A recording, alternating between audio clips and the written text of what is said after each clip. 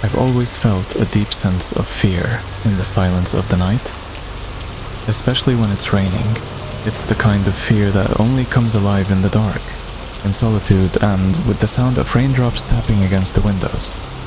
Every step feels like someone's watching from the shadows, waiting for the right moment to reveal themselves. There's something about being alone at night during a storm that brings the darkest fears to life. It was a cold, rainy night, and I was returning home after a long day at work. The streets were empty.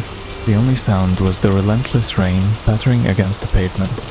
I could see my breath in the air as I hurried towards my apartment, the cold seeping through my clothes. The walk usually took 15 minutes, but that night it felt like an eternity. As I turned the corner to the street where my building stood, I noticed something strange. A single street lamp was flickering, casting eerie shadows across the wet pavement.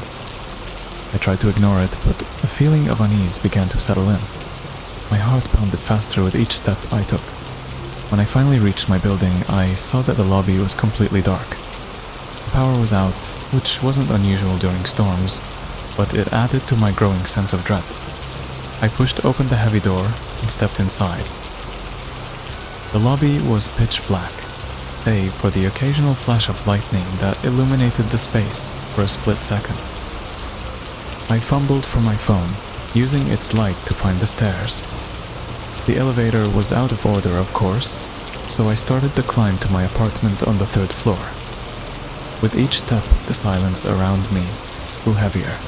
The only sound was the echo of my footsteps on the concrete stairs. As I reached the 2nd floor, I heard it.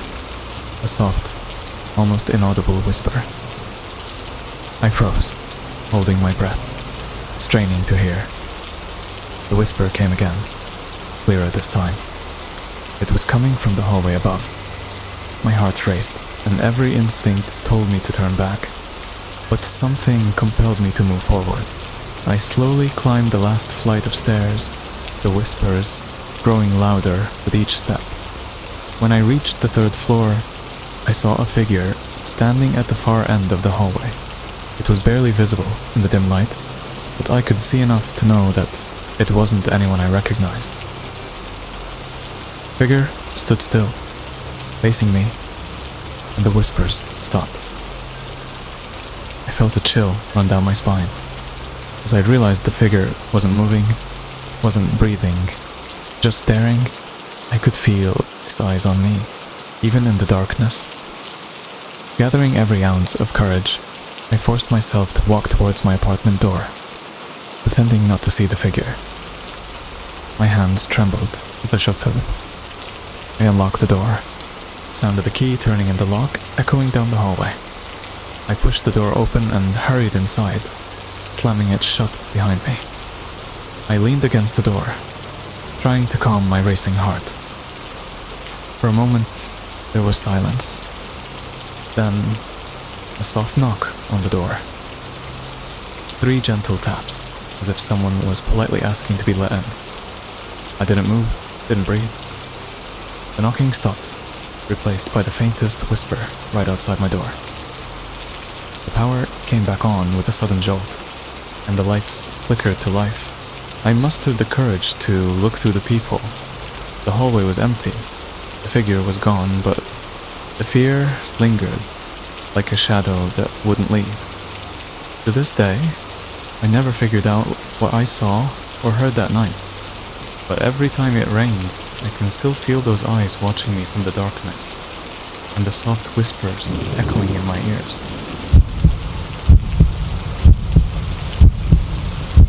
It was a particularly stormy night, the kind where the wind howls and the rain slams against the windows like it's trying to break in.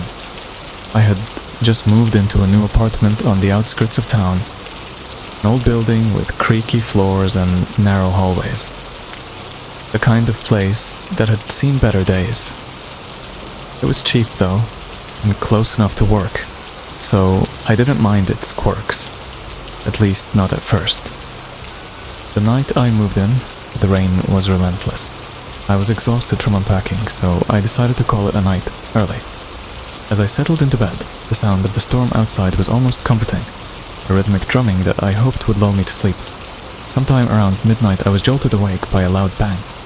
At first, I thought it was just thunder, but then it came again, this time more distinct, like something heavy being dropped right above me. My heart skipped a beat. I lived on the top floor, and there was nothing above me but the roof. I sat up, listening intently. The rain was still pounding against the window, but underneath it, I could hear something else.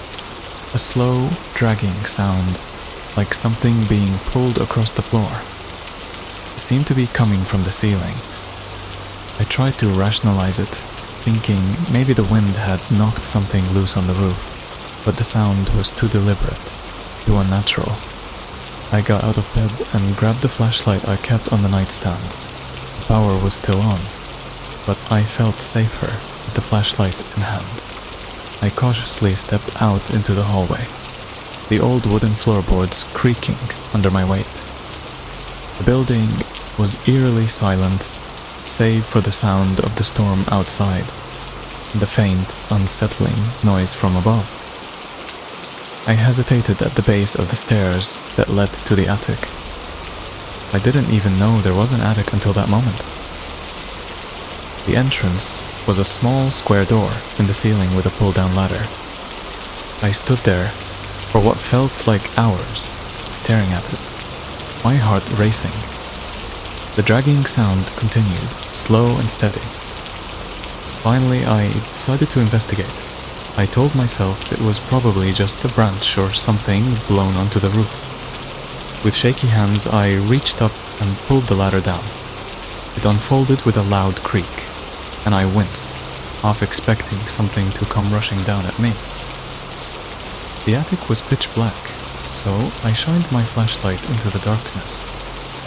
The beam cut through the dust and cobwebs, revealing a cramped space filled with old boxes and forgotten furniture.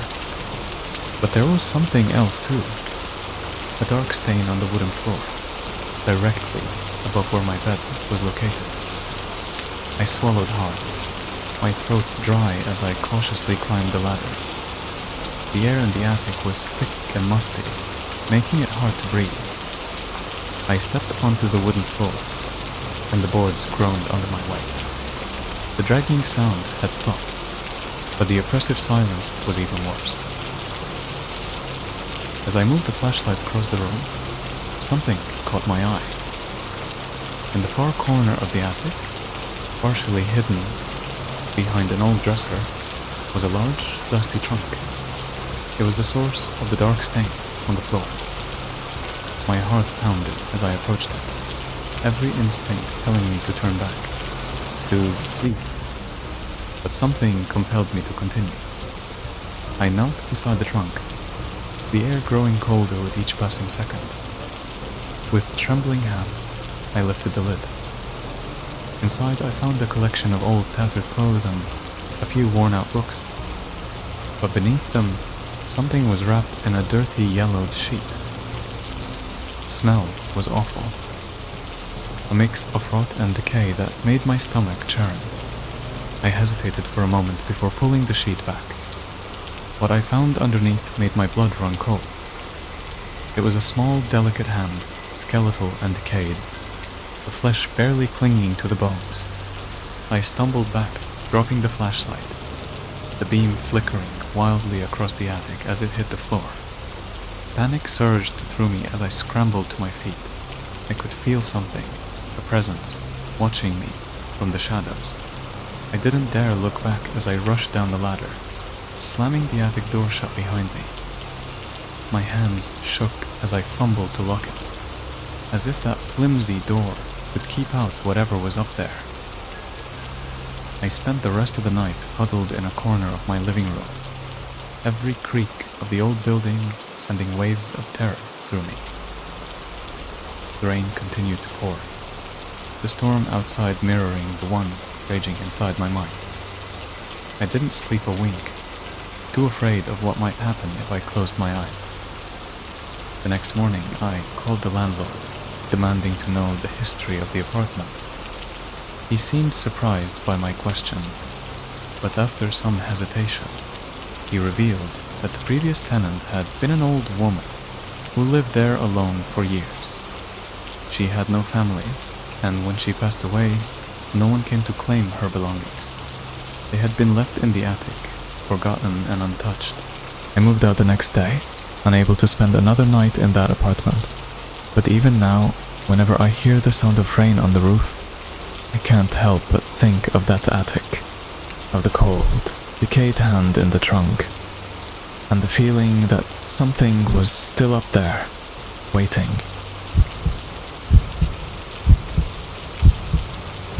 It was a late autumn night and the rain had been falling steadily for hours. I had been driving back home after visiting a friend who lived in a small town about 2 hours away. The roads were slick, the windshield wipers struggling to keep up with the downpour. The sky was pitch black, save for the occasional flash of lightning that briefly illuminated the desolate countryside. As I drove, the GPS led me onto a narrow, winding road that cut through a dense forest. It was a road I had never taken before, but I trusted the GPS, figuring it was a shortcut. The trees loomed on either side, their branches twisting together overhead, forming a tunnel of darkness that seemed to swallow my car whole. I had been driving for about 15 minutes on this road when I saw something up ahead.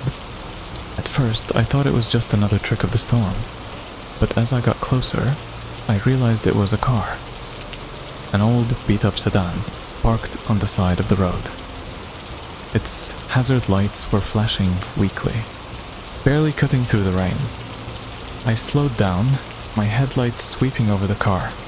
It looked abandoned, but I couldn't just leave without checking if someone needed help.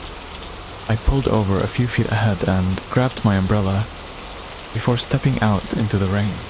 The wind whipped around me, making it difficult to keep the umbrella steady as I approached the car. The driver's side window was rolled down slightly, and I could see the faint outline of someone sitting in the driver's seat. I knocked on the window, but there was no response. The figure inside didn't move. My heart began to race as I knocked again, louder this time. No answer. I leaned closer, squinting through the rain-splattered window.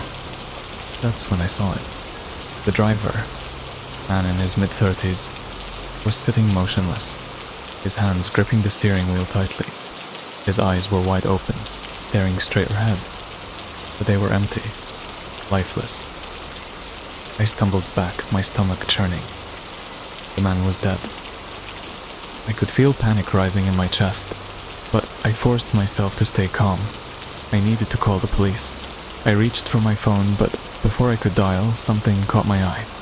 In the rear view mirror of the car, I saw a movement, a shadowy figure sitting in the back seat, barely visible in the dim light. My blood ran cold. I hadn't noticed anyone in the back seat when I first approached, and now it was clear that something was very wrong. The figure in the back seat slowly turned its head towards me, and I felt an overwhelming sense of dread. Its face was obscured by the darkness, but I could feel its eyes locked onto mine, watching me with an intensity that made my skin crawl. I backed away, almost tripping over my own feet in my haste. I turned and ran back to my car, my heart pounding in my chest. As I reached my car and fumbled for the keys, I heard a sound that made my blood freeze. The sound of a car door opening, followed by slow, deliberate footsteps splashing through the puddles behind me. I didn't dare look back. I jumped into my car, slamming the door shut and locking it in one swift motion. My hands were shaking so badly that it took me a few tries to get the key into the ignition. When the engine finally roared to life, I floored the gas pedal, speeding down the road without a second glance. The rain continued to pour, the sound of it pounding against the roof of my car almost deafening. My mind raced as I tried to make sense of what I had just seen. Was it real? Was someone really following me? Or had I imagined the whole thing? I kept driving until I reached the next town. where I pulled into a brightly lit gas station. I parked under the canopy, trying to catch my breath. I looked around, scanning the dark road behind me. But there was no sign of the car, or the figure that had been following me. For a moment, I thought about going back, about calling the police and telling them what I had seen. But something inside me, some primal instinct, told me to leave it alone, to forget about it and never look back. I never took that road again, and I never told anyone what happened that night. But every time it rains, I can't shake the feeling that something or someone is still out there, waiting on that lonely stretch of road, ready to ensnare the next unsuspecting traveler who dares to stop.